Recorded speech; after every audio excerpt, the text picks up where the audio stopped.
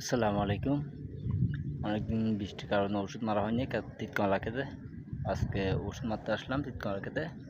আজকে আমরা তিতকুমার ওষুধ মারতে প্রথমত এই গাছগুলোর জন্য দেখতেছেন, এটা একটা তিতকুমার গাছ, এটা আগা শীষ হয়ে যাচ্ছে, লাঠি পেলাম পাতায় দলা হয়ে যাচ্ছে। এটার জন্য আমরা আজকে ইউজ করতেছি জাবির। এই দেখতেছেন এটা নাহিব, এটা হচ্ছে একটা ওষুধ। আর এটা দেখতেছেন, এগুলো আজকে আমরা ইউজ করতেছি।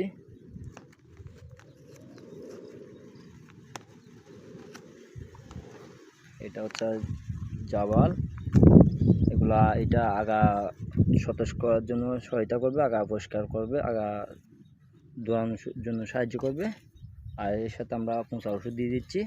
গাছ এখন কদিন বৃষ্টির কারণে গাছ একটু দুর্বল হয়ে গেছে অতিবৃষ্টির কারণে। তারপর দিয়ে আমরা গাছগুলোর জন্য আজকে ওষুধ স্প্রে করে শেষ হলো, দেখতেছেন আপনারা।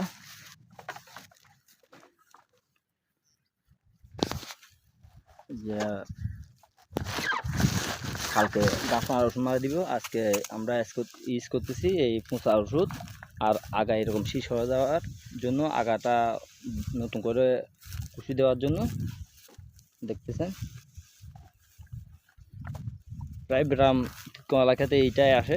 এটা ওষুধ এমনি জানি না সাধারণত, তাহলে ওষুধ মারা একটু নিয়ন্ত্রণ রাখা আর কি, আগাটা একটু সতেজ রাখা, গাছ একটু দুর্বল হয়ে না পড়ার জন্য ইউজ করা আর কি।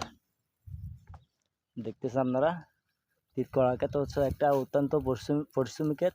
একদিন পর আগা কাটতে হয়, এর মধ্যে আবার লাঠি ব্যারাম চলে আসে ক্ষেতের মধ্যে, তারপর দিয়েও ওষুধ স্প্রে করে তো যাইতে হবে। দেখতেছেন এটা এই আগার একেবারে গিয়া চলে গেছে।